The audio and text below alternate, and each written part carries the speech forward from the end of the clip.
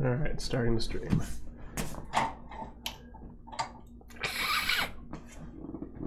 I'd get the other one, but it's all the way over there. I don't think I can reach it. Oh, right. They won't be able to hear me. What? I'm not talking directly into the mic. Yeah, well, we don't have that perfect setup anymore, unfortunately. Let's just tell everybody that we're doing this.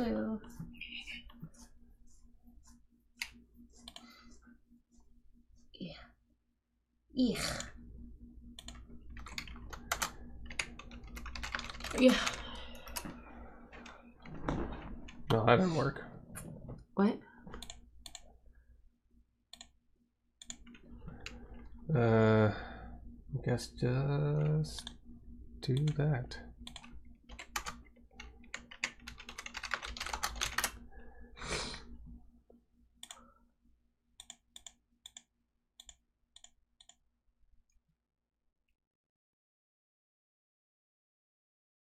Fuck off. I don't think your friends like us very much. It's okay. One watching. Make sure we're doing this on Twitter. Do we have to be on Twitter? Maybe Twitter. Maybe Twitter. Maybe Twitter. Oh, there it is. Can I see it here? No, that's a kid outside. Is it hip with the cool kids to sound like cats now? Hip with the cool kids. Well, we got 0 people watching, so that means it's time to start. We'll wait a little bit longer just to see what everyone's doing.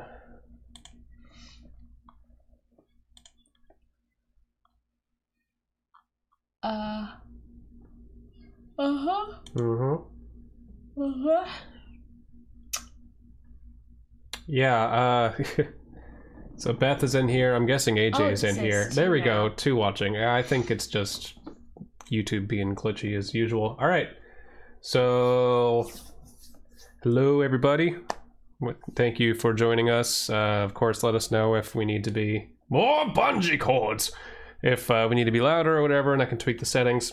Disclaimer, both of us were really sick over the past couple weeks, so you're going to hear a lot of sniffling, a lot of coughing and everything, but we're... A lot of us getting heat compresses. Heat compresses? Heat compressor, or what is cold compresses, and... what?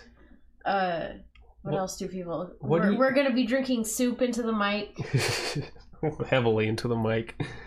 All right, so this game, as Hyperthermal has asked, is... Let's not even tell them. Well, but I do, because I need to preface it. So it's called Choice of Robots. It's a interactive, developing, like 300,000 word epic sci-fi story that when you choose something, the story changes as to what's coming next. And my idea is to, we're going to read it, but we're also going to ask for input on what the vote should be. Maybe like not for everything, but for difficult decisions. For very difficult decisions or for very funny decisions. Yeah. So I've set it to be pretty much like little latency as possible. So I should get your guys' answers relatively quickly, hopefully. No promises. Let me see here. Yeah, ultra low, so we'll see. All right, let's dive in. Choice of Robots by Kevin Gold, PhD. I can't see the screen. I wonder what his PhD is in. Literature, science, robotics? He's got his PhD in the 3 laws. That's a good one. Maybe in robot design. Sick ASMR. Oh my god. Oh. What? Oh, yeah, my taste buds are really bad because that tastes awful. Really? Oh man, yeah. Well, this is gonna suck. Mine tastes fine. Okay, return to the game. Let's just... I don't really like the creamer we got. Make the text bigger or smaller? Let's do it bigger just so everyone can read it. Text bigger. Bigger. More bungee cords. Okay. Return to the game. Let's restart from the beginning. Start? Yes. Okay. Where are we? Where are you? In the court of the Egyptian god Anubis, answering for my sins? Wait, so this is a completely text-based game? Yeah. There's no pictures or anything? No, that's what I'm saying. And if we make some crazy-ass robot, I heavily encourage fan art. All right, so... Okay, so we have a choice of Egypt, Battlefield... With the robotic Statue of Liberty. or Mount Robotic Olympus. I choose Egypt. I choose Egypt as well. That's not a difficult one. You see a robotic Anubis, jackal-headed guardian of the Egyptian underworld, seated on a throne of gold, etched silicon, in a hall of dark glass. That is awesome. He holds scales in which he weighs a clockwork heart against a silicon brain. Ooh. Tell me your sins, robot maker, Anubis says. All right, our options are, in life, I created robots... Everybody can read. Shut up. Maybe people are listening and not watching. In life, I created robots that could think but not feel, and so they turned against us. Or 2, I made a robot to love me unconditionally, but never offered love in kind. Or 3, your scales balanced because I gave my robots neither hearts nor minds. My minions obeyed me without question as I conquered Alaska. I like the last one. Alaska Robotnik. Yeah, okay, that's 2 votes, so I guess we'll go with this. We're gonna conquer Alaska. Ooh. I recall, says Anubis, your reign of terror sent me many souls, both robot and human. The black glass behind the god shimmers and reveals a snowy battlefield littered with flaming debris and stained with blood. You see yourself standing alone on the battlefield. Your right arm has been replaced with a kind of cannon. Hand cannon? Fuck yes. An American jet fighter flies overhead, and you fire a rocket-propelled grenade from your prosthetic weapon. The grenade hones in on the jet. Homes in? Shouldn't it be honing? Using its own rudimentary intelligence, and the vehicle erupts in a fireball. The pilot of that jet was quite an interesting soul, Anubis says. Yeah. You mistake me for someone who cares, you say. I traded my humanity for power. Plus military. Okay. Oh. So this is kind of like Reigns. So there's going to be little prompts here. You got points in military? Points in military. And there's going to be like love and other bullshit. We're going to have to balance. So you did, Anubis says. Are you satisfied? No. Yeah. Then you may try again, Anubis says. Surely if you will require still more power, you will finally be at peace. Anubis throws his head back and laughs like a hyena. Wouldn't it be a jackal? Well, it's a good thing we didn't answer any other way, because then we go to heaven or hell. Mm-hmm. You throw your head back and laugh with the old god. Maniacal laughter is quite enjoyable, you decide. You'll have to do it more often. Yeah. Some things are in our control, and others not. Great. Epictetus. Epictetus. Epictetus? I think it's Epictetus. I know, but he's epic. He's Epictetus? Epictetus? Epictets? Chapter 1 Assembly. I have to read it? You don't have to. You awaken with your head on a desktop keyboard. Your 3D drafting program is still open. The schematic zoomed in to the recess where your smartphone will snap into its back to act as its brain. That was a tough one. You recall fiddling with that part endlessly last night, until finally, your vision began to fade. There was a roaring in your ears, and you realized you had been working far too long. Guys, decide our gender. Decide our gender. You must have passed out. It's the fall of 2019. You're a 24-year-old graduate student in the PhD program in computer science at Stanford. And you're a guy or girl, people? Are we a guy or a girl? We want to succeed at Stanford, so we might have to be a guy. Guy, we must be the Eggman. All right. Guess we're going guy. Oh, good. Whose name is... Alan, Isaac, Linus, Decker, Darwin. Here, I'll type it for you. Let's see what they give us, yeah. Well, they're going to say Eggman, so we're going to have to go... Yeah, we're going to have to go Eggman. Eggman. Eggman. Okay, all caps it is.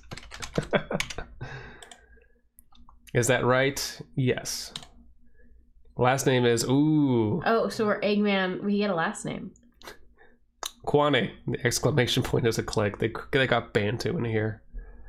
Okay, last name... Robotnik, alright. Eggman Robotnik. Is this referring to something? Really? What? Never played video games? No, I have. At some point throughout my life. You look around your apartment. What does it look like? My BattleBots, that's pretty strong. Trophy is perched on a widescreen TV equipped with the latest video game consoles. Or, neatly labeled plastic shelving units sit on a 3D printer equipped with robot workbench. Or, busts of famous philosophers sit next to my own attempts to sculpt them. Or, my shelves display all the strange little robotic creatures I've made over the years. Oh, I like the last one, but... It's the villain from a small game called Undertale. Oh, dude, I played that, but I didn't finish it. Well, he's not in Undertale, I'll tell you right now. I'm going for BattleBots, but I also like the last one. Yeah, I like the last one, personally. Do the last one, that's basically Eggman. Okay. Done. You've always been fascinated with the idea of creating artificial life. Oh, excuse me. You've got at least 20 such creations on your shelves. Their construction materials, a timeline of your life. But that doesn't go with who we originally said we were, because we were like, we didn't give our robots hearts or minds on purpose. We don't want to create artificial life. We do to a degree. Yeah, we'll get into that later. We want to create robot butlers. Yes. The earliest is made of toothpicks and glue. The latest, a spider robot you made out of your old smartphone when your plan gave you a new one. Your creations often confuse people who don't get that robots don't have to be for anything. When people pick up your three-legged wall-climbing robot that sings when it detects encrypted wireless packets, they ask, "What the heck is this for?" And you reply, "What's anything for? What are you for?" Okay, maybe you don't say that, but you sometimes think it. 2 points to autonomy. It strikes you for a moment that this kind of thinking about how your life affects your robots is second nature to you, though others might find it peculiar. You've always been fascinated by how every little detail of your life, from the content of your dreams to the decor of your room, changes the inputs to the robots you create, boosts their empathy or autonomy or grace or appeal to the military. Surely... game plot here, these are probably things... Yeah, they are capitalized, so yes. Surely there are other things going on around you as a result of your decisions, but they don't immediately strike you in the same way. Today, your robot is foremost on your mind because you're about to build its body. You pick up your laptop and head for the Stanford machine shop. Palo Alto. It's a beautiful spring day in Taxo Alto, no such thing, California, and your apartment is... This is getting a bit too real. This is pretty close to us. Why is this happening again? Only a short walk from the machine shop. But the streets of Palo Alto are not designed for walking. You find yourself climbing around palm trees and bouncing on narrow curbs as you do every day. That's not what people do here. You hear... No, I mean, there's a lot of really shitty streets around. Yeah, but not the palm trees. There's not that many up here. That's more Southern California. Palm trees? That's more of a Southern California thing. In Palo Alto, though, there are there? Yeah, I think so. We drove through there. I didn't see any. I could be wrong. You drive more than I do. You hear a low roar overhead. Glancing up, it's a flying car. A Nimbus. A little over $300,000 can buy you a car with wings that fold out so that it becomes a small sport plane. Ew. The red Nimbus looks sleek and sporty. It's the sort of car its owner takes religiously to the car wash.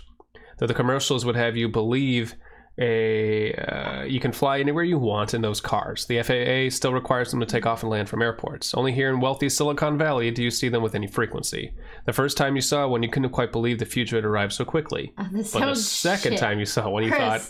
It's too real. It's too real. How many Teslas we see in this area? Oh my god. Okay, I will own one of those one day, I swear it.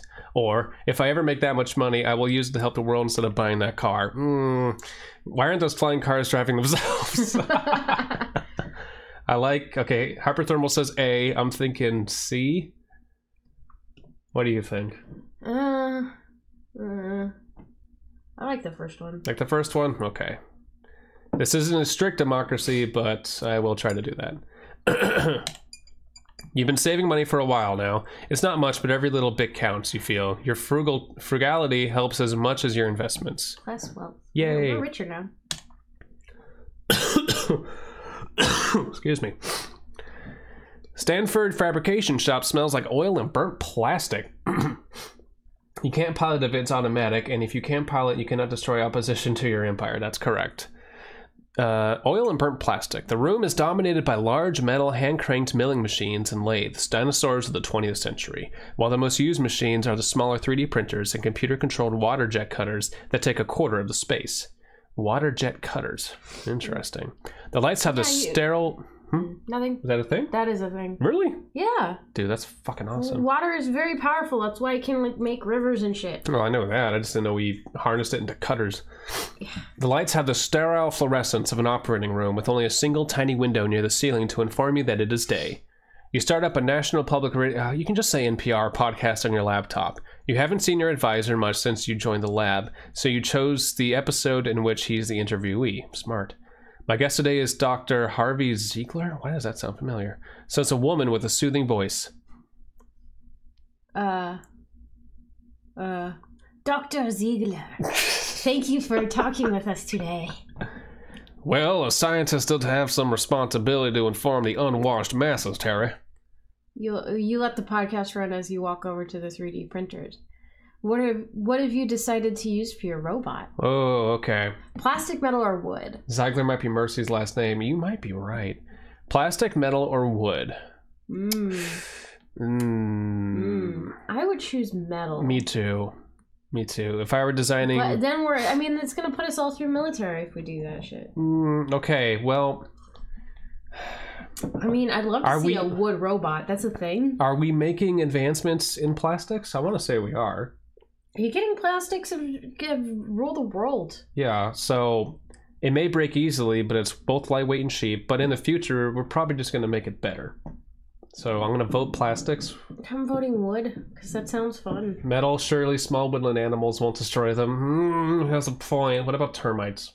Well, it sounds like Hyperthermal wants to go complete military. Death Right, Crazy Man, okay, so robots that inherit the earth. So he voted for metal. You voted for wood. I'm going to split the vote and vote for plastic, because fuck both of you. Democracy. Eggman creating Woodman. Nice. You walk over to the stack of 3D printer cartridges, unwrap one, and load the large cylinder of meltable plastic into the printer. You often find yourself needing to make little repairs to your robot yourself, and over time, the savings from plastic will start to add up. Plus wealth.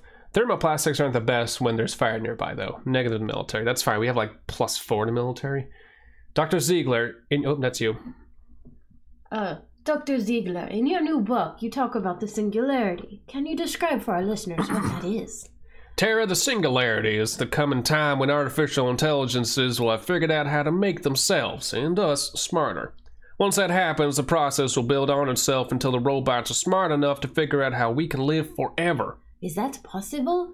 The interviewer asks. Living forever? Of course, Professor Ziegler says. Ziegler. What does it matter whether our operating systems are made out of meat or silicone? Or plastic. You're predicting we'll become robots. Not exactly, Ziegler says. But I do think the line between humans and robots will blur. You are hardly listening to the podcast because you're about to make your first robot part. What does the head of your robot look like? Oh, shit, are we going Uncanny Valley on this? All right, people, human face. See, this is where it sucks, because I want it to generate a picture of all of this combined. It would be amazing. Imagination. Or we can maybe ask somebody to draw it for us. All right. I did encourage fan art. A human face, or a simple box with eyes, felt-covered big eye like a puppet, a ring of cameras for a 360-degree view, or what are you, a YouTube channel? Our Venetian mask, beautiful, expressionless, and otherworldly. Well, we have one vote for one vote. Got one vote for puppet. For puppet. Puppet-like. Simple box. But don't they also look kind of like simple box with eyes on some of them? I'm liking Venetian mask personally, but I'm not gonna. Like masquerade mask? Yeah. Very ornate, intricate masquerade mask. We got one vote for puppet. I'm thinking simple box with eyes personally because I like the 1950s terrible, like, classic looking robot that looks like a bunch of boxes. Well, it doesn't have I want it to have light bulbs for eyes. Yeah, we can assume that. But a simple box with eyes. So let's do that one. Yeah. Well, we could have a pretty robot. But if it gets pretty, we're just gonna have a lot of upkeep. If we're gonna conquer Alaska. This is a hard choice. This is a difficult one. Yes, it is. We're gonna have to look at this thing, although not really. It's gonna be. This is a prototype. I'm Eidolon again. This is. Oh God! Please no! Don't be making Sandy again. All right, I'm gonna go with this. For the Looney Tunes episodes, it sounds that had creepy light bulb eyes. Yes. You hope your robot will come to see itself as its own thing, rather than trying to be something that it's not, plus to autonomy. The simplicity and familiarity of the design should be reassuring to people, plus empathy. Oh, that's you. Dr. Ziegler. What makes you think the singularity will happen now? Well, for one thing, I'm around. But seriously, my lab is taking a unique approach because we're saying, why not teach a robot like a child? We're going to equip the robot with the best sensors money can buy and teach it English. Why couldn't it have been teaching American? Then it could rapidly teach itself using the internet.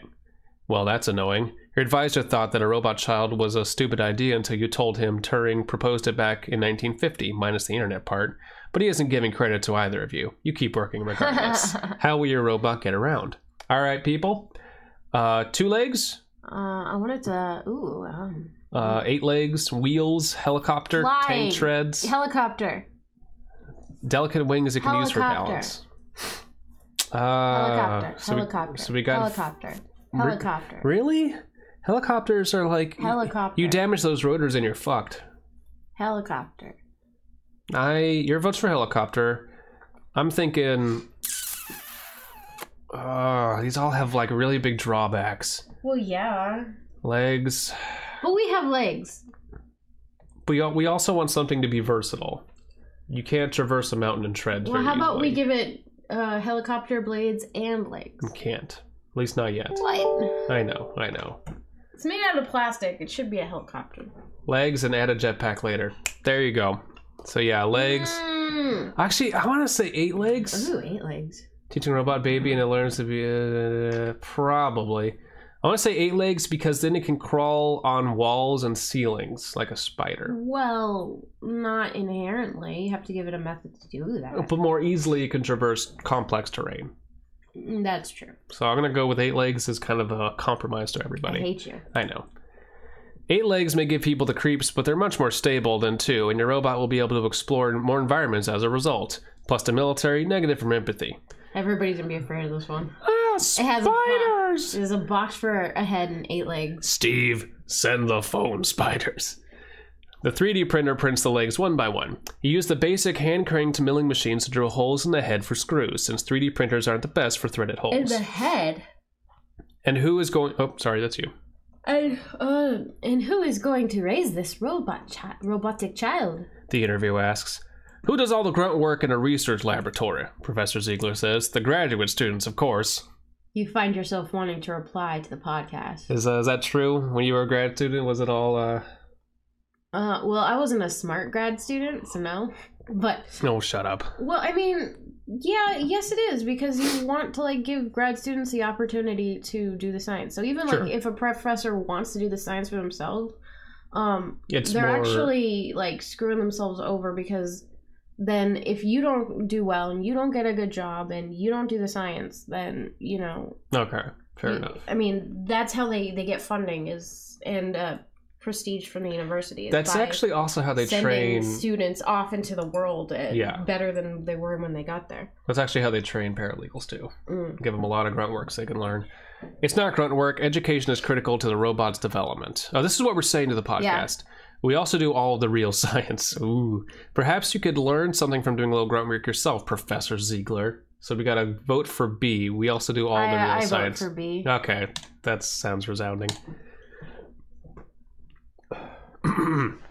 I think you'll learn sooner or later that getting funded to do real science requires a certain amount of management and salesmanship, says Professor Ziegler, who appeared to have entered the machine shop behind you and you weren't looking. Professor Ziegler is a heavyset man wearing a Hawaiian shirt and aviator sunglasses. He stalks over to your computer. We'll be back in a moment, continues the interviewer. We're talking with Professor. Professor Ziegler pauses the podcast by hitting your laptop spacebar, and you flinch at this intrusion. Don't touch my shit. He then pulls a cigar from his pocket and lights it, and the smell of smoke mingles with the oily smell of the machine shop. I'm writing a grant for DARPA. DARPA? Does that sound familiar to you? Something robotics, something association. Know that.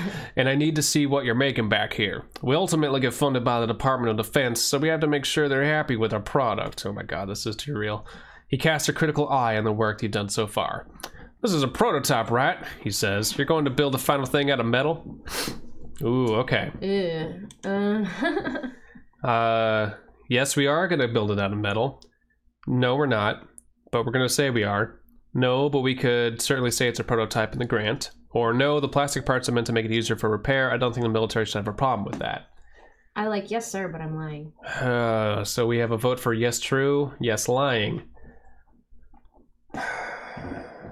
This is difficult because we do want to get an in with the military to build our robot army. Yes. Do we? It's a very lucrative thing. Man, we can always overthrow the government later. The police. I know, but if we get in on them, then we can infiltrate from the inside. Okay, fine. I don't. All right. Yes, and we're telling the truth. You decide the material doesn't matter to you enough to fight about it with your advisor, and you'll probably benefit from a second pass to construction anyway. You transfer the 3D model files to the water jet cutter and begin cutting new pieces, negative to wealth, plus to military. Professor Ziegler turns to examining a robot's head, which is currently sitting on the table next to the 3D printer. That seems alright, Ziegler says. Looks like it could be sufficiently intimidating. And what are you planning to do for arms and hands? Professor Ziegler says. T-Rex arms, Mega Man. Okay, well, let's talk about the application here. What are we going to use these robots for? Well, let's go through all these first. T-Rex hands, Mega Man gun hand, mechanical grippers built for strength instead of dexterity, Swiss Army knife hands, soft hand with a good sense of touch. I was thinking, why not just 2 arms? Lots of arms springing out of its back like Inspector Gadget. Why just 2 arms? Yeah.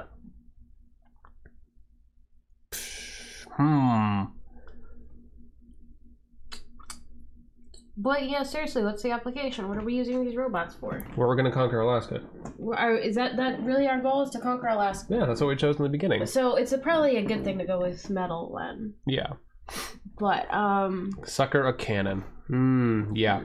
Could give this sucker a cannon. This is really tough. Because grippers can be very useful. Not Alaska, the world.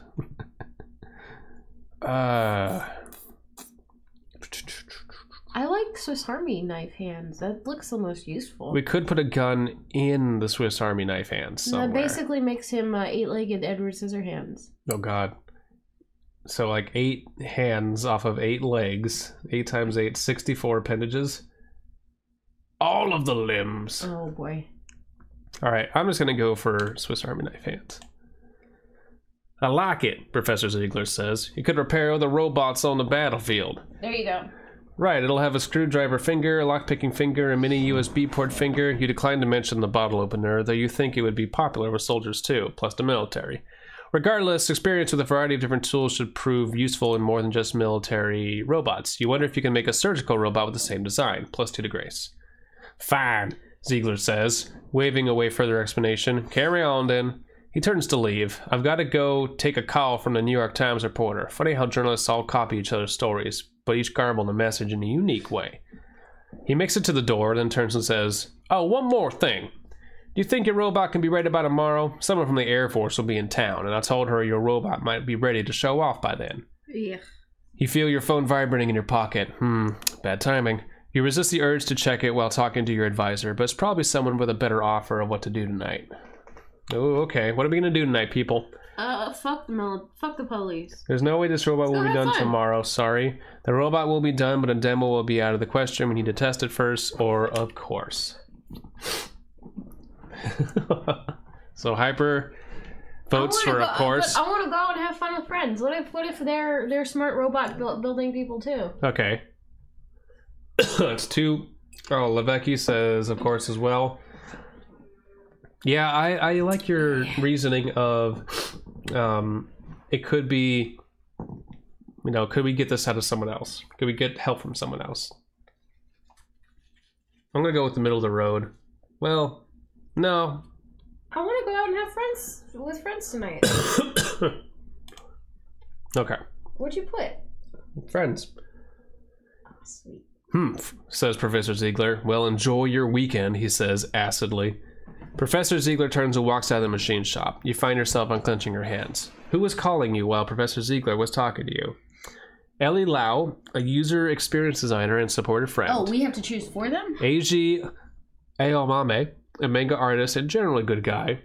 Or my ambitious friend Josh Anderson, founder of Startup US Robots. Who do we want to help us build a robot? Who's going to be our waifu? Skilled waifu creator, experienced designer, Or Captain James T. Kirk. Robot Man. I'm gonna go with Josh Anderson. Mr. Anderson. For the missed call, your phone is displaying Joff's profile photo. It's a picture of Josh and Ellie from the Freshman Welcome Week dance. 7 years ago. Ellie is wearing a red Chinese dress with gold trim, her long straight black hair falling down to the épaules? I don't know.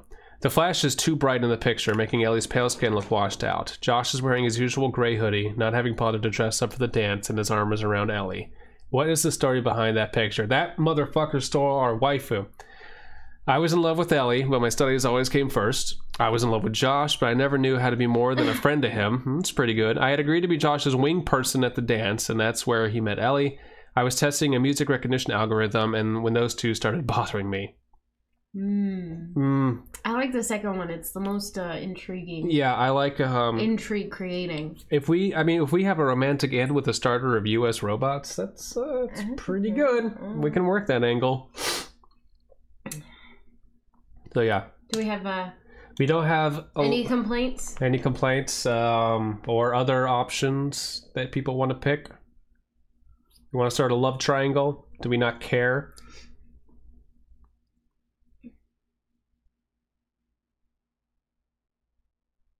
We're waiting.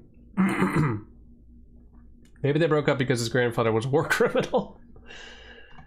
All right, I think B it is. Fine. We love Josh. Don't break our heart, Josh. We did pick Josh. But will Josh pick us?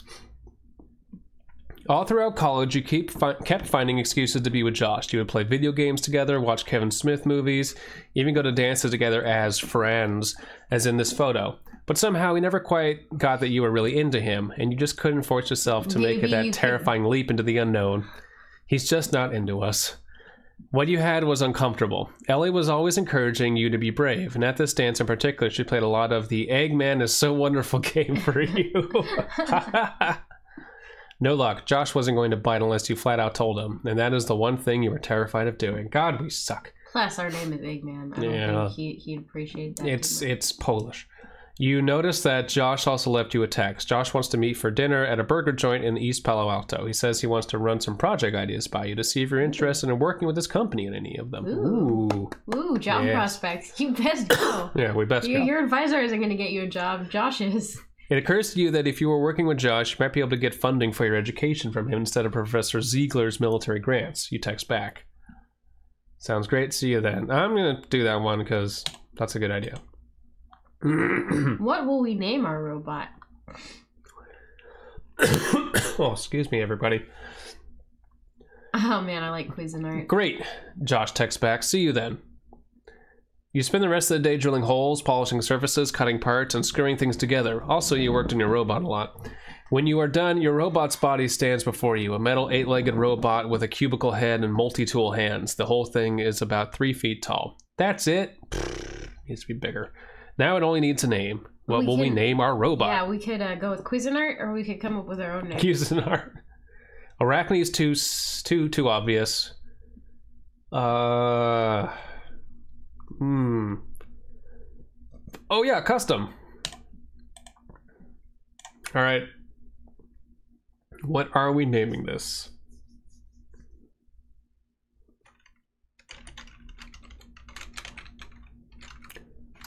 Eggtronic Penis Shredder 99.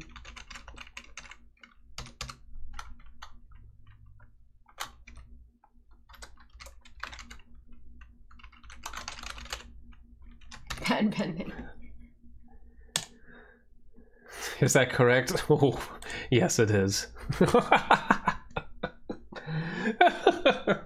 Sorry, I know I did that really fast, but I wanted to do that. It sucks for you because you have to read it. Now that patent pending has a body, it might be time to treat patent pending more like a person. With what pronouns will you refer to patent pending? Well, we have to decide. We have to define its personal pronouns. I like this last one. Rare and Rim. Rare and Rim. I wonder if this professor is actually at Berkeley right now, or came from Berkeley. No, the Kevin Gold. Oh, maybe. Because apparently my brother... Well, who has the better robotics department, Berkeley or Stanford? Oh. You don't know? Probably Berkeley. Oh, they probably both have wonderful ones. But this is something that apparently is happening big time at Berkeley right now. My brother just went there, and he just went through, like, orientation and everything. And at all of the orientation things they had him do, all the, like, little work groups, meetups and everything, they asked everyone for their name and their personal pronouns. Oh, my God.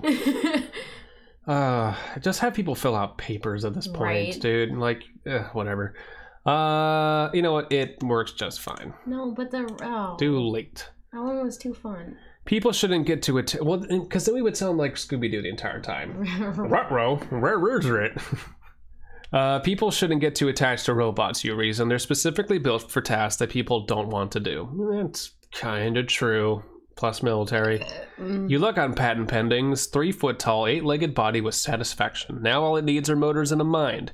The motors will have to wait for tomorrow, but you've spent years in graduate school writing the code that would form this robot's mind. You can hardly wait to try it out. So he's a programmer and a machinist. That's impressive. Or we are, rather. You take out your smartphone to check the time. It's almost evening. You hurry home to prepare for your dinner with Josh. By the way, how do you feel about your ambitious, robot-loving entrepreneur friend? Ooh. Kind of cute. But I mean, is he? He's not a sycophant. No. I think kind of cute is my favorite. Yeah, Josh is kind of cute. Sycophant. No, but we like Josh. Josh doesn't like us. We don't need a sycophant. We just need someone to play along while we're machinating everything. I mean, we need his help, not the other way around. Yeah, that's true. We need to be the sycophant, if anything. You often wondered when you were both undergraduates if your attraction to Josh was reciprocated. You can never tell whether his demurrals were... You can never tell whether his demurrals that he was too busy were genuine or not. Ozzy's is a burger place in East Palo Alto, which, you know what? I gotta look that up. Is that a real place? If it is, this is gonna hurt. Well, Nimbuses aren't real, so... True. This professor knows too much about Palo Alto.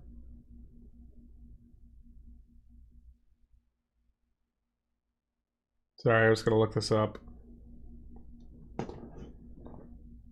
Ozzy's is a burger place in East Palo Alto, which, like East Palo Alto in general, is an affordable and unpretentious place filled with frugal software engineers who could afford much more but don't want it.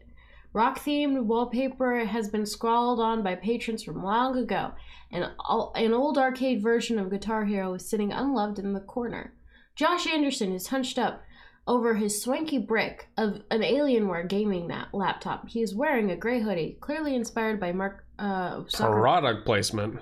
Or at least his character in The Social Network, which Josh has watched way too many times, and giant orange Beats by Dre headphones.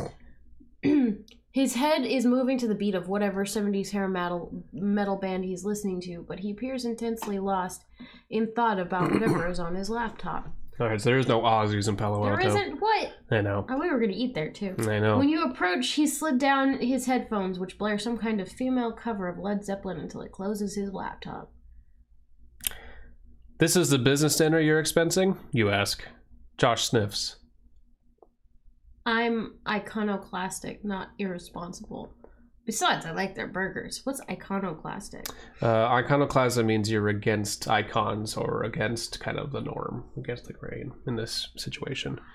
A waiter comes by with a menu. Apparently their burgers are all rock themed. You'll have, Bohemian Rhapsody. Oh, I thought they meant like rock themed, not... This one's made of a geode. Okay, Bohemian Rhapsody. A maple bacon burger is good. I do like guacamole veggie burgers. These are all good. I would eat all of these. Myself, I would eat the Freebird.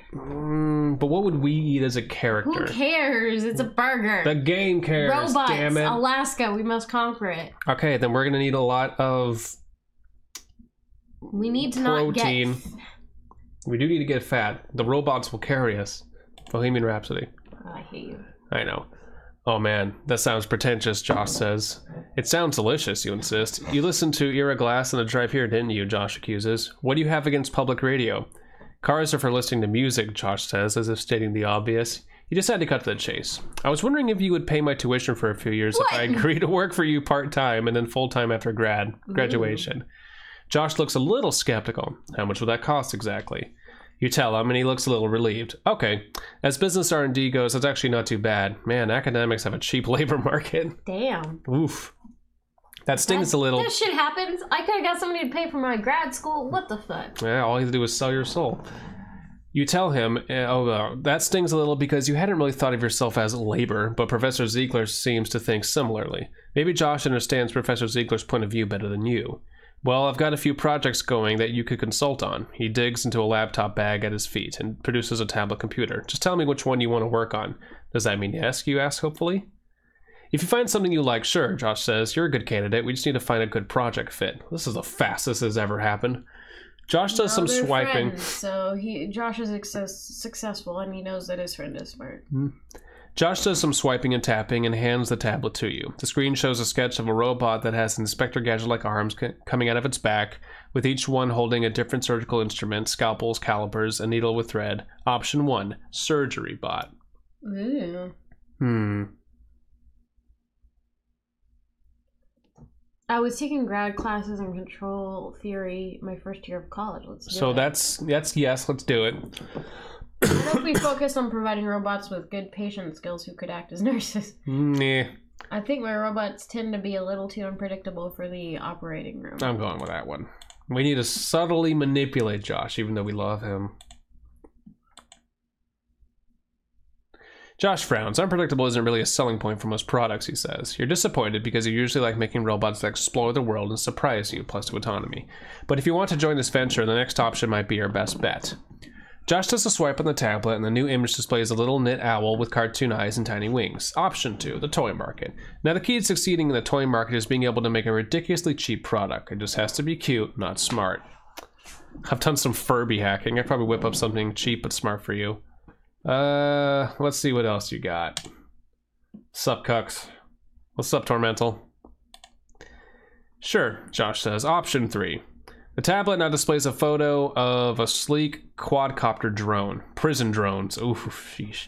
Our next robot is going to be named Cucks now. Prisoners are now sometimes using illegal subdermal transmitters to communicate with each other. It's making it easier for them to coordinate prison breaks and riots. These drones would be equipped with jammers to stop the prisoners' signals.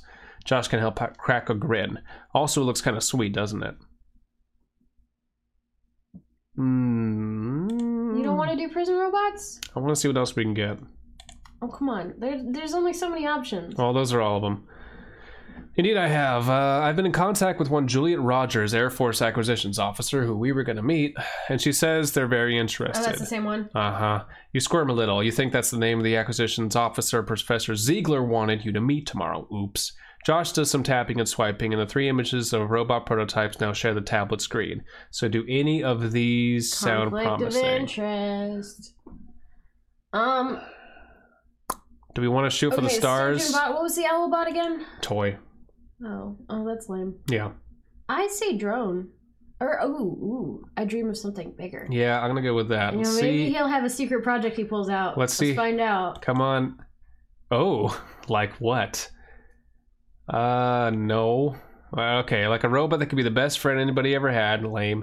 A robot that wasn't just smart as a human, but smarter. Like literally bigger. A huge colossus of a robot able to crush anything in its path. I like the third one. I like best friend robot. No, come on. That's so like... How are we supposed to conquer Alaska with best friends? But what about a bot that can control a hospital? How are we supposed to conquer Alaska with hospitals? Okay, what do we think, guys? Help us out on this one. I don't give a shit. I don't give a fuck. We need your input.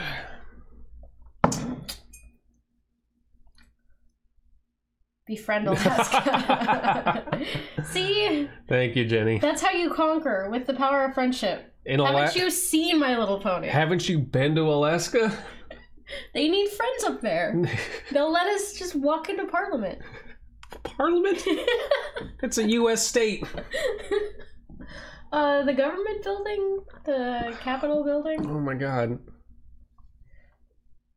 So we got one vote for best friend anybody ever had. 2 votes. 2 votes. I'm voting for Colossus Robot. You guys are not helping.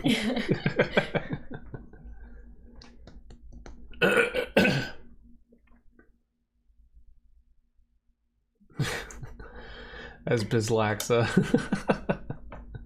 Oh, that's a good... The Bizlaska.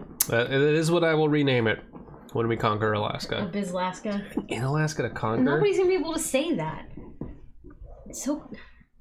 Okay, well, befriend the robot. Okay, fine. We're doing that one. Damn.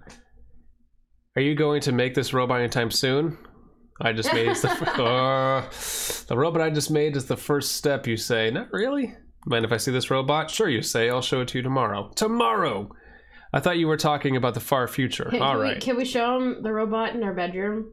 It's only under the sheets in our bed. Tomorrow, Josh says excitedly. I thought you were talking about the far future. All right, tomorrow. Sounds good. If I like it, I'll buy the rights to the IP from you, and you won't have to work on any of the projects I just mentioned. You can just work on your robot. Awesome, you say. You realize that having made this deal, it can make any romantic overtures a little awkward, but on the other hand, this does seem like as good a time as any to try to get to know Josh better.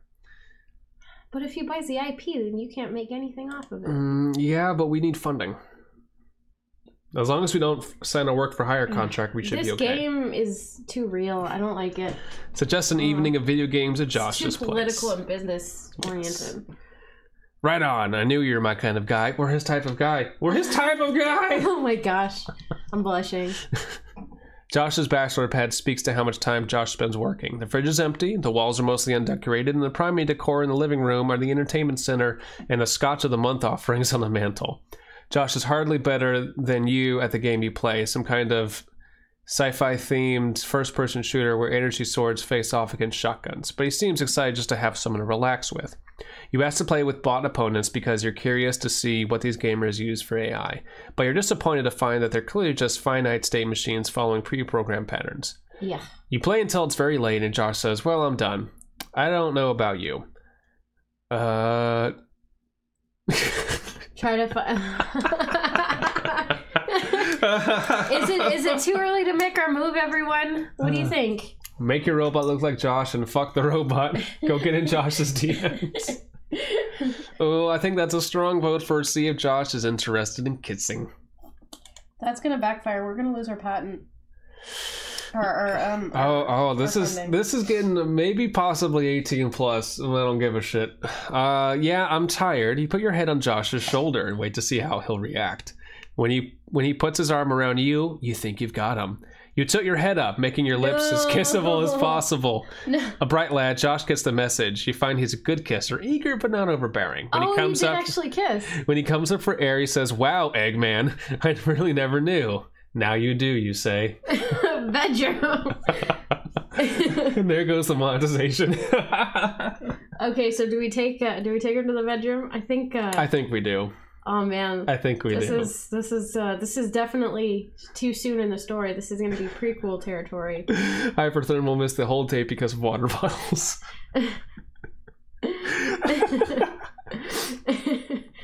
Josh X. Okay, yeah. Let's plonk on. All right. Here we go. You lead Josh by the hand back to his bedroom. He still decorates like an undergraduate, you find, with the main decoration a framed movie poster for the robot movie Short Circuit. Still in bed, he's charmingly attentive. Hi, Mousy. Charmingly attentive and eager to please. Yeah. All right. I'm guessing it's going to be the next morning. Now, yeah, because I don't want to know. Oh, it's still the night. Oh, no. Nobody wants to know this. This is their private. Later that night, with Josh asleep next to you, you lie awake thinking about patent pending. What will it be like? Will Josh be impressed, or will he fail to see the point? You hope you've bought yourself a little bit of breathing room with this affair. Knowing Josh will probably be more forgiving of patent pending's idiosyncrasies if you're dating. And Josh is sweet in his own way. He's talked about how he wants to change the world. That's something you want too, by conquering it. Is Josh's last name Alaska? Is that what we want to conquer? Yes. You fall asleep to visions of long lines of patent pendings rolling of the robots rolling off the assembly lines. It will happen someday, and Josh will help you do it. Chapter 2, Machine, Learning. Oh, wow. Oh, wow. Well, I'm still good to keep going, because this is pretty damn fun. I'm enjoying this. Conquer Josh's Alaska. The next day, you take Patent Pending's frame to the Stanford Hackerspace, which has more tools for electronics than a fabrication shop. None of the other students are around in the morning on a Sunday, but the long stainless steel workbenches are littered with their strange half-finished projects. A half-disassembled Furby, a potato gun... Whoa. How did you say goodbye to Josh? This is important. Doesn't say. We're an item now. We probably just said love you and left. No, it's too soon to say that. A circuit board connected to a house plant. You begin assembling the motors and wires that will power Patent Pending's frame. What will you use for the power source? Car battery, motorcycle battery, biodiesel engine, cell phone batteries made in China. My vote is for biodiesel engine. Those cell phone batteries in China probably explode, if anyone's ever had a Note 7. A kiss on the cheek and a slap on the ass. Bye, Josh. I hope the story reflects that. Biodiesel engine. Will this be useful for conquering, though? Yeah, because then you can, put banana peels in there. This is true. We can just raid the conquered cities of all their refuse and just keep going. Okay, I vote for biodiesel engine. Someone's making a biotechnical Furby that can wield potato guns from here. You're more environmentally and socially conscious than most inventors, ready to sacrifice some elegance in the name of saving the planet. You have your buckets full of leftover grease from nearby fast food restaurants all ready to go. People near Patent Pending will find it smells of McDonald's French fries strangely comforting. +2 to empathy. You'll need a lot of motors to be able to power your full robot, in addition to the motors it needs when it crawls and the motors to power its multi-tool hands. It also needs motors for moving its head and eyes. But after speccing out the power available to you, you can still splurge by adding extra motors in one place. Where will it be? Where do we want to add? Render the fat from your enemies. Yes. Oh god, that's brutal but efficient. I would prefer to save the power for his mind. Riz mind. Rit's mind. Extra degrees of freedom in the face for realistic facial expression? Not necessary. Multi-tool hands for fine manipulation, or power for the mind? I like power for the mind. I'm voting multi-tool hands, so they are very... Okay, never mind. Well, no, give me your... Everyone vote, number one, and you tell me what you're thinking. A, B, or C, everyone. Why are you thinking C? Because he needs to... How are you going to make a robot that conquers Alaska if he doesn't have a mind for it? Well, we're making lots of... It has a mind, this is just an extra powerful mind. D. Right. Who needs extra degrees of freedom when you have a brain? Thanks, Beth. Oh, come on, guys. I hate all of you. I would love to give it a dick, but we're not up to that yet. I bet you we can, though. B. We have a vote for B. Yeah, I'm going to go with B. That's 2 for B. Never listen to me. You add several small motors to its thumbs and a couple motors to each finger. And now it's going to kill itself because it's stupid. Now it should be able to thread the eye of a needle, +2 the grace. You take your smartphone out of your pocket and snap it into place in the core of the robot's frame. Oh shit. You then put the tiny periscope in place that will channel light from your robot's ostensible eyes to your smartphone's camera. You start up the app that will bring your robot fully to life. Don't they have Raspberry Pis that do this a lot better? Yeah, you can use your phone now too. Can you? Robots. Yeah. Shit, that's awesome.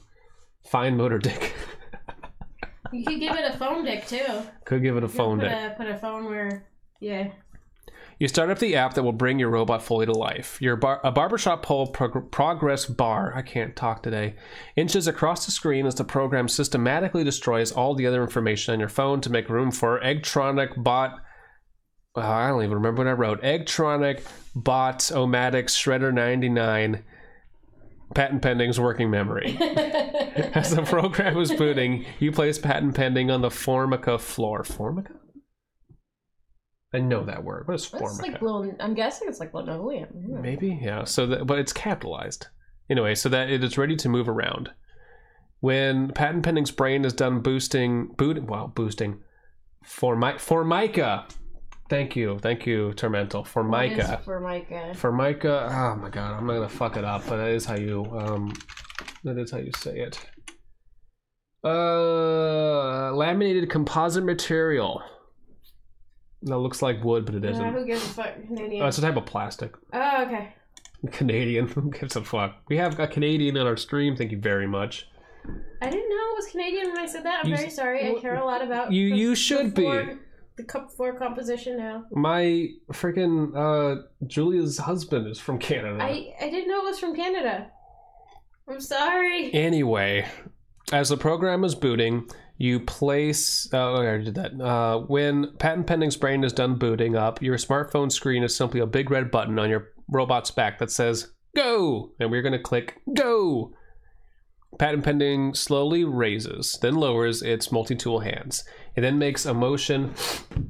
It's a fine motor dick for Mike. It then makes a motion as if it's gathering energy near its chest to throw a fireball, but strikes an imploring pose instead. You hope that doing Tai Chi whenever it's turned on will help patent pending work out the kinks of its motor control program, plus to grace. We're getting way too much grace. We need to up the military on this thing. Why is it bad to have grace? Completes its Tai Chi warm-up with grace. You feel pretty good about that. A whole flawless run for the first time out means that your motor control code is pretty great. You decide to test patent pending's tracking ability next. You fish a wind-up mouse out of your pocket, crank it, and let it go racing across the floor. The whine of the mouse's wind-up motor attracts patent pending's attention, and the robot gives chase. Aw. Gets close, the mouse changes directions again, but patent pending is faster, and it quickly scoops up the mouse in a hand, which itself is extending and retracting various knives, corkscrews, and tools. These all retract for a moment. For the moment. Could be the girl from Avatar. Oh, please no. Well done, you tell patent pending approvingly. You're a quick learner. Thank you, master, says patent pending. Oh, it talks too. You are proud, master, patent pending says. And it knows to call you master. Yes, you say. Robot. I am. Is master all right for what patent pending calls you? Hell yeah. Yes. Classic. I prefer sensei. Okay, we'll see. Ooh, or can we type a custom name of what the robot should call us? Jenny votes sensei. Be a weeb. What about Eggman-san? Eggman-san?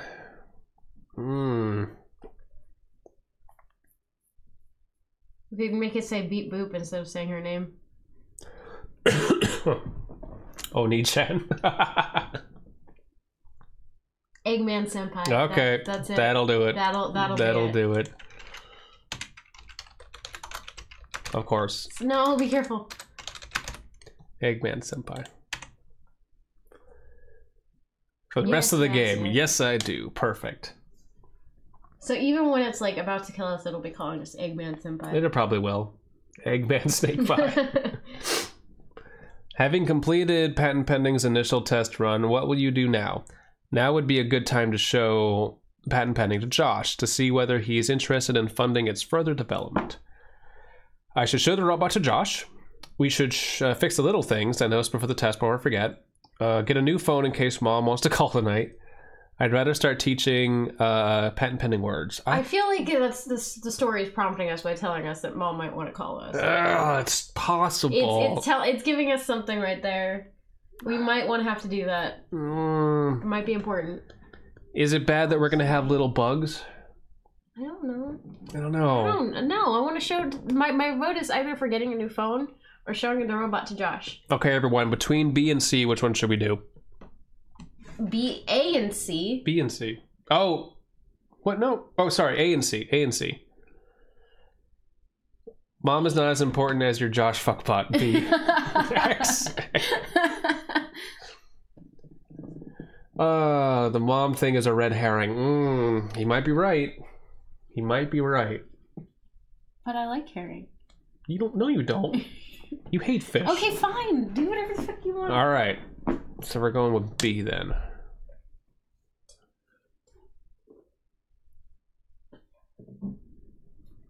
Opening to RoboCut. Yeah, okay. So we're going to bug fix. You notice that throughout the test, some things were off in a way. Patent pending moved, the distribution of weight wasn't quite what your simulations predicted. The longer patent pending has ill-fitting parts, the longer it will get used to moving around with them, and the harder it will be for you to change its body. I hates fish but loves crab. I love both. You spend the rest of your day fiddling with CAD files, printing replacement parts, and seeing how patent pending moves around with them. By the time you're done, you've yet again stayed up very late. But when patent pending crawls, there's now a precision and it stops and starts. Mousy. Our cat's being funny. Can you get her? What do you want me to do with her? Just bring her up and hold her. Mousy, she's running away. Oh, okay. Oh, Mousy. Keep reading. Yeah. Hi, girl. Keep reading. Okay. Blah, blah, blah, blah. And seeing how patent pending moves around with them, by the time you're done, you've yet again stayed up very late. But when patent pending crawls, there's now a precision and it stops and starts. When it raises its multi-tool hands, it does so with style. Your attention to the perfection of form is paid off. And you could... Why do we keep getting grace? God damn it! You wanted to fix the cakes. This is what you get, is more grace. We need to make a pivot towards so military. Graceful, Abysmii. Not graceful. I don't want military. Then why did we agree to conquer Alaska? We're gonna do that with friendship. We need charisma.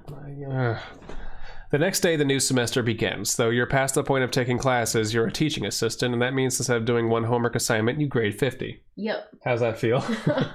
Grading is the worst thing ever. Yeah. You also find yourself needing to do some remedial natural language instruction with patent pending at the Stanford Child Study Center, teaching it the words for basic nouns and verbs. You'd meant to do it that weekend before classes started, but time just ran out. You're also busy writing a grant proposal for the National Science Foundation, trying to get an alternate source of funding that doesn't involve the military. You fucked over. You have fucked over our plans. Why? Because we went with make our best friend ever, and now we're on that track. We could still go back to the military. How? They're not giving us the options. I'm sure it'll give us the option. Do you really just want to build a robot monster that fights the Avengers? I want to build a Terminator. Okay, fine. Anyway, grant proposals are very long, it seems, and require you to make a lot of claims about things you don't actually know yet. Between your other time commitments, you're in danger of hardly seeing Josh at all. Aww. You had thought of yourself as developing a romance with Josh, but it doesn't seem to be happening in practice. Alright, people. Military problem solved. We'll just have to see each other a little less frequently. I'm really busy. I shouldn't be putting so much time into my advisor's grants. I shouldn't be spending so much time on patent pending. Josh is a real person after all. Yeah, we need a robot that helps us find the Dragon Balls. We do. All right. Are we going to stay busy? Are we going to... What does 2 mean? B doesn't mean anything. I don't know, everyone. Vote A, B, or C. I mean, you can vote D again, but we're just going to ignore you. Massey, what are you doing? Come here. Come here, girl. I should get one of her toys. Fuck Josh, but not literally. Okay, so we have a vote of let's just see him later. Forget. If he walk, he a thought. If he breathe, he a thought. Alright, I guess we're gonna forget Josh for now. Okay. I know. Things started to get a little strained between you and Josh. It probably would have helped things if you'd replaced your phone before class began, something that Josh complains about constantly until you finally get a replacement. You soon realize that while you're busy, patent pending could be learning from the internet. The most important thing for machine learning is more data, and there's a lot of it out there. You soon realize that while you're busy, patent pending could be... Oh, sorry, I just did that. You people are messed up. Lately, there have been a lot of custom hard drives on the market that are good at quickly retrieving particular kinds of information. What sort of hard drive did you order for patent pending's long-term memory? Long-term memory. Oh, I'm thinking 3. The media enhanced hard drive, multi-blade hard drive. Recalling faces and memories of events. Store and query a giant amount of data. With we can't have a robot ever hacked or copied. We have to correct this shit. Racist killbots. See. I'm going with C. But it might be useful to have a robot that remembers faces. We can teach that later. I don't think that's going to be an option, but whatever. Both in business and on the battlefield. Yes, finally, +2 to military. It can be important not to leak secrets. Patent pending will have a hard drive that will give miscreants a hard time in reverse engineering your design, +2 to military. However, encryption and decryption is slow, and sometimes there will be a noticeable lag before patent pending can retrieve relevant memories. Negative from Grace. Who cares? We have tons. You lay patent pending on your kitchen table and box the hard drive and hook it up to its back. It squirms and flails its multi-tool hands as you do this. Now it's time for patent pending to learn about the great wide world. You sit patent pending down on one of your kitchen chairs and plug it into your apartment's high-speed internet jack. How will patent pending rapidly learn a lot about the world, everybody? Trawl the internet randomly, devouring whatever information it finds most interesting. That's a terrible idea. It will watch a ton of television programming and movies. That's also a terrible idea. I like educational curriculum. K through 12? Our K through 12 system sucks. So? It'll teach Would you rather have it learn about cat memes? It will quickly play all paths of a giant corpus of interactive fiction games. We could make it play. We can make this new robot play Choice of Robots until it figures it out. Yeah. Play fiction games. Make your robot play Choice of Robots. Yeah. No. All right. Done. All right. You have patent pending download the giant corpus of text-based games playing for legal copies of the Choice of Games. Paying for legal copies. Oh. Jeez, your bank account's gonna be wrecked. Oh no, Jenny, you guessed it. Because you're classy like that. Sadly, nobody ever wrote a game, which probably would have helped considerably. Blah, blah, blah, blah, blah. It closes its eyes as it experiences many alternate lives, one after the other, and learns the consequences of its actions. As debug output, patent pending says aloud the moral it learned from each game. Dragons are hungry. Stories are unreliable. Don't drink and drive. Conversations can change reality. It takes a long time on Alter Ego before it says, death comes suddenly. Your robot plays Choice of Robot. It fucks Josh in front of you. Josh loves it. We have to make it up to Josh somehow.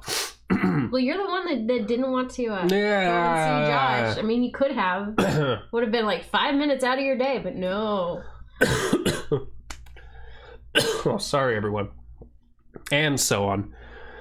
The process goes on for hours. You're pretty sure patent pending is learning a lot about the importance of choices and what it's like to be different kinds of people, +2 autonomy, +2 empathy.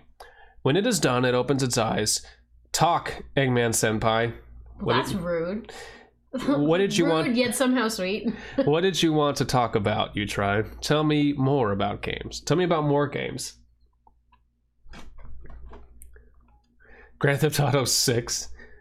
Okay. Braid, Dragon Age Inquisition, GTA 6, or Civilization 4. It might be too early for Civilization. No, it's never too early. Okay, but that's kind of where you want to take them. I would not play Grand Theft Auto with this robot. I love the explanation for Dragon Age. If you don't find a way to sleep with all party members of both genders, I'll be highly disappointed.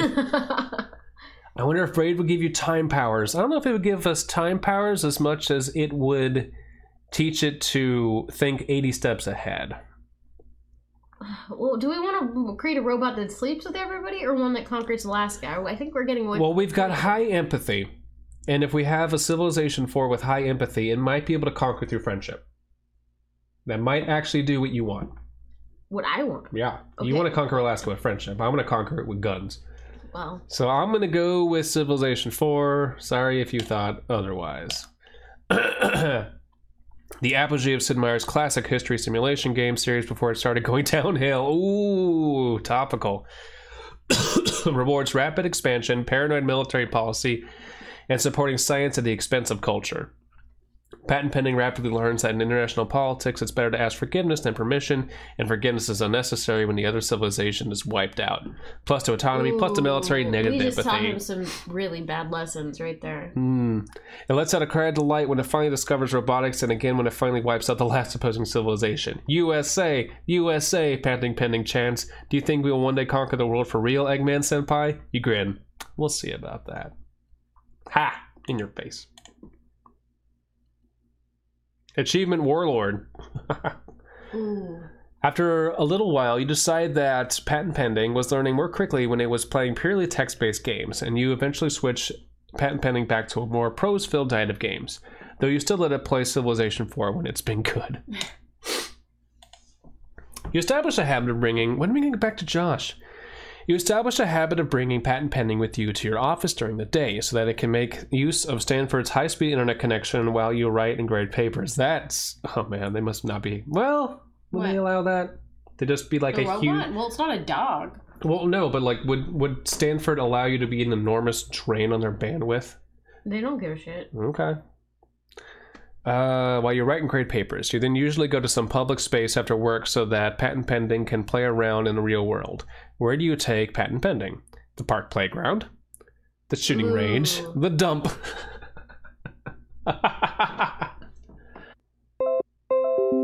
Reconnect. Okay. Okay. Can you all hear us? Stream resumed. Bye, stream. Shit. Okay, we should be back. Hi, stream. Okay.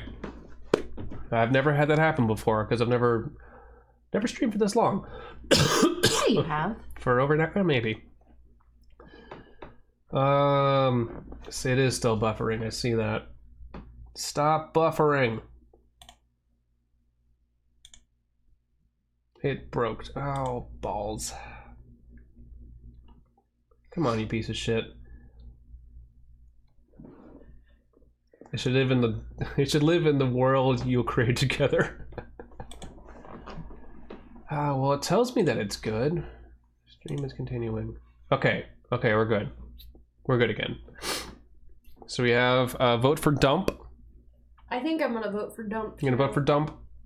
Dump is funny. Any other votes?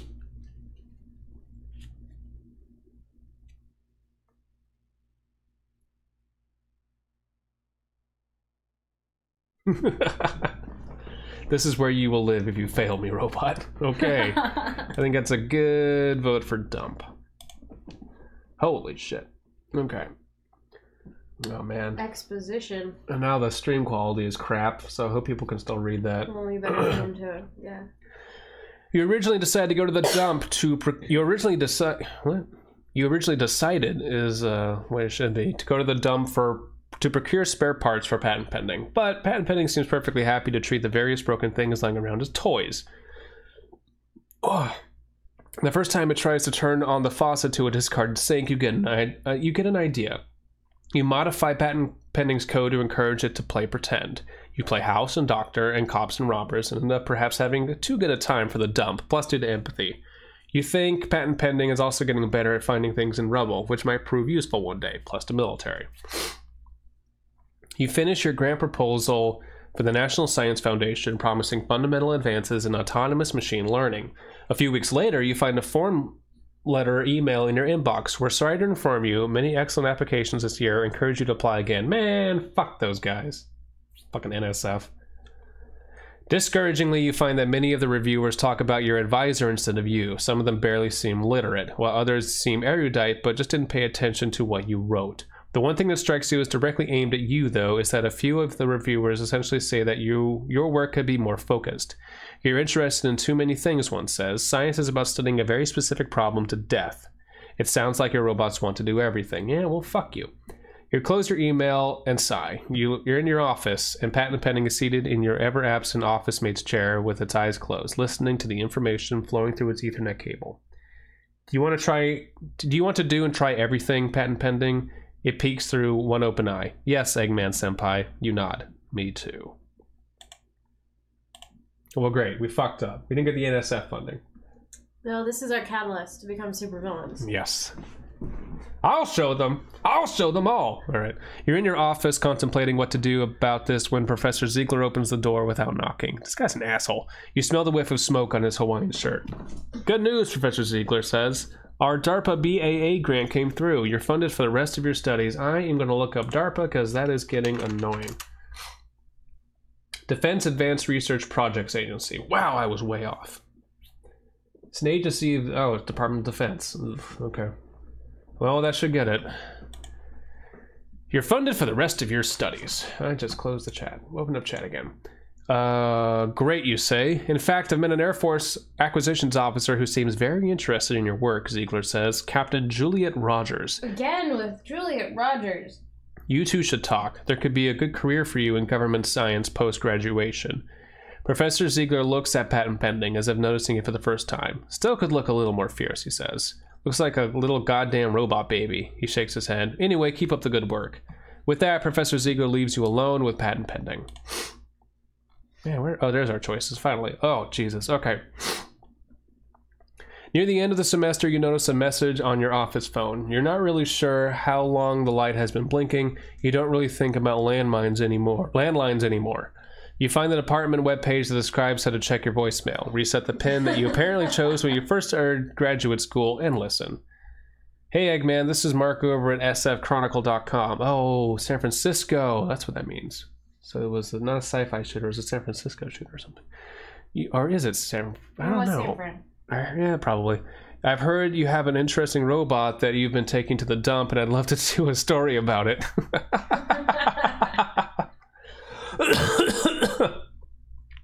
You give me a call back. He lists a number and the message ends. You glance over at patent pending, who is seated at the desk of your hypothetical all but dissertation office mate whom you have never seen. Patent pending is looking at the landline phone with interest. Who is service, says sfchronicle.com is registered to the San Francisco Chronicle, says patent pending. The San Francisco Chronicle is a newspaper that started its website in 1944, 24th in national circulation. It looks at you with interest. Mark is a reporter. Shouldn't you be studying, you ask, pointing to the Ethernet cable running out of its back? Bayesian reasoning over publication rates suggests reporter's full name is Mark Ali, says with its eyes closed. Mark's article with most social media likes is How I Learned to Stop Worrying and Love DARPA.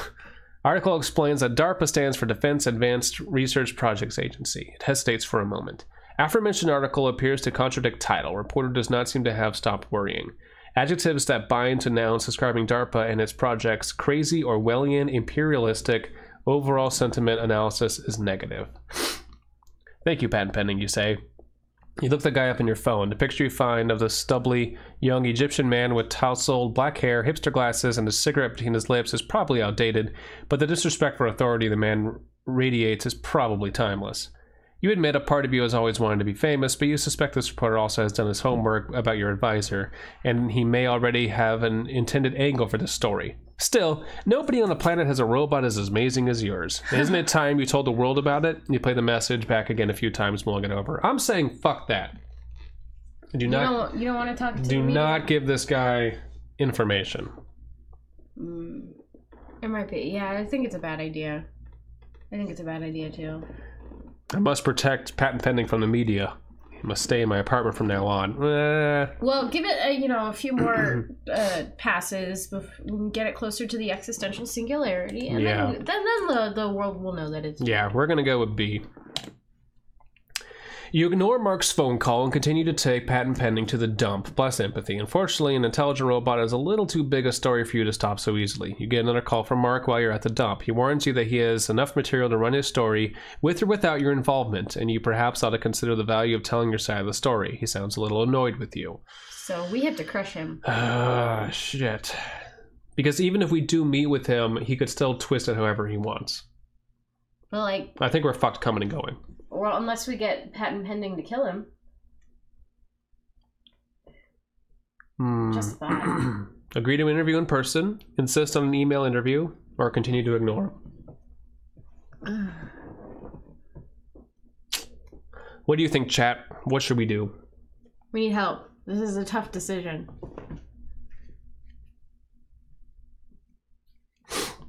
Email? That's a good option. Is it? Yeah. Because then we could have a record of our emails and say, that's not what I said. Okay. Yeah, let's do email. I'd really rather speak to you in person, Mark says. Sorry, booked solid, you say. Fine, he says, still annoyed. I'll just talk to your advisor. I fucking knew it. See, we were screwed coming and going. He hangs up, and though you keep checking your email every day thereafter for one from him, it never comes. Apparently, Mark really doesn't believe in email interviews. Chapter 3, the camera eye. Are we getting kind of done for now? Yes. It's been an hour 20. My voice is starting to go.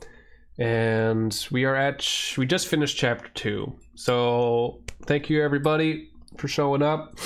And let's find out if will Josh and Eggman get back together? Will your robots conquer Alaska with friendship? Tune in next time to find out. So thank you for bearing with us through this indefinite hiatus. We still don't have a guaranteed when we're going to resume, if we're ever going to resume regular scheduled stuff. I still want to finish that series. You know, there's a lot we want to do with the show. I think we're just going to kind of play it by ear going forward for when we have time. But again, thank you everybody for watching. And any parting words?